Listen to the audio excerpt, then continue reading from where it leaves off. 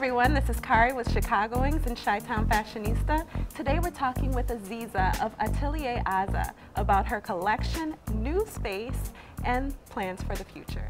Azeeza, yes, your space is opening tonight. Your collection premiered, of all places, New York Fashion Week. Did you expect this level of success so soon? You know, I think the response was definitely, it was surreal. In terms of kind of the, you know, I'm always very strategic in what I do. So, you know, I kind of, whenever I plan something, I kind of set goals and deliverables for both myself and whatever the business or the project is at hand. There's still a lot to do. I wake up every day feeling unsuccessful and trying to see how I can change that. That's kind of how I wake up every morning. Like, what can I do to accomplish what I need to accomplish? I'm a self-proclaimed workaholic, so it's just always been nonstop, and you know, literally I sleep from like 5 a.m. to 9 a.m. a day. Tell us a little bit about your current collection. So the current collection right now that you see in stores is the Spring Summer 13, in addition to other newer styles that I've been able to prototype. As a new designer, I'm not completely on the whole seasonal Spring Summer 13, Fall Winter 13, and so forth. Just based on the fact that a majority of my business right now is custom, so it goes based on, you know, personal taste and influence as well. So it also, doing custom though, I think really has helped me really experiment with the brand and new pieces, and you know, I kind of see how different kind of experimentations come about, and that kind of has helped evolve the collection. The next collection, Fall Winter 13, which I have it prepped, but I haven't yet released it for taking it straight to buyers, and then it will be released when it hits this sales floor. But that collection will be a lot more cohesive, because Spring Summer 13 was my first formal collection, and as a new designer, I'm still learning. How does your Indian, Afghan, and Pakistani heritage influence your creations? So I'm born and raised in Chicago, and then my parents are of Indian descent, and my husband is Pakistani, and then we have some Afghan lineage somewhere. So, you know, it's very much to me kind of like this dual identity.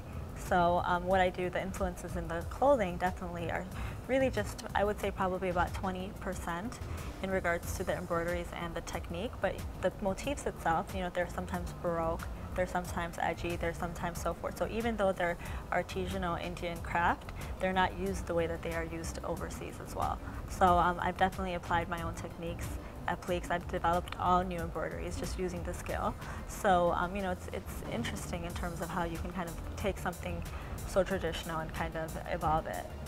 How would you describe the AZZA girl? The AZZA girl is definitely not afraid of looking good and making a statement.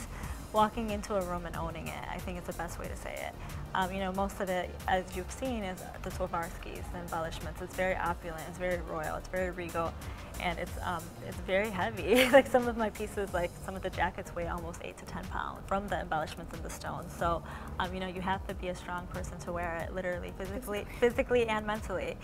You know, my clients, what I think one of the reasons that keeps them coming back is they go to an event and they own it, and they literally will feel like they're the best dressed, they'll get compliments, and because it's such a new kind of aesthetic, it's very distinct, which I think is great from a kind of design perspective.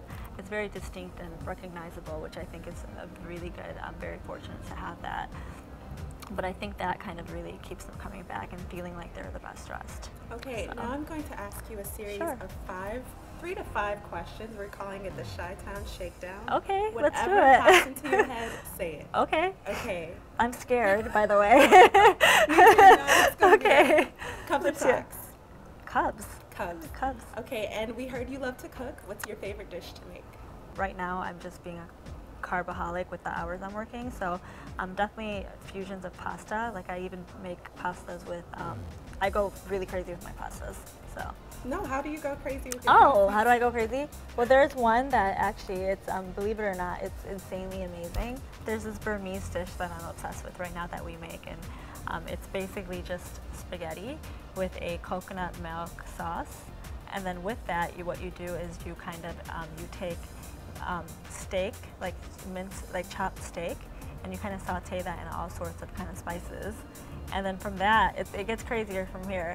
From that, you basically put cilantro, and then you take a little bit of red crushed pepper, you saute that in garlic, you put that on top, and it's topped off with all things Ruffle chips.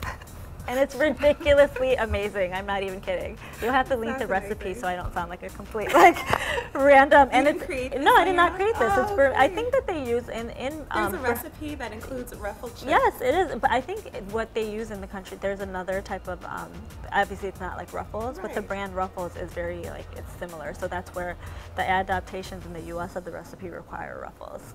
Illuminatis or Giordano's? Giordano's. Okay. Sure. And if you could dress anyone in the world, who would it be? At the moment, right now, I would say Olivia Palermo.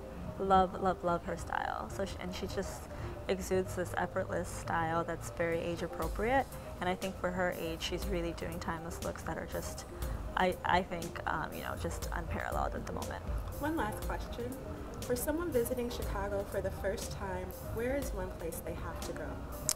One place that you have to go in Chicago, Northerly Island by the planetarium. It has the best view of the city, the entire skyline, and it's definitely very romantic, as it is just, it really makes you feel the power of Chicago just to see the skyline and seeing the water. And, it also shows a little bit of Lakeshore Drive and just the beauty of how balanced we are as a city. Well, thank you for sitting with us on one of the busiest nights of your career. Of course. And we look forward to what's to come. Thank you for this. Thank you.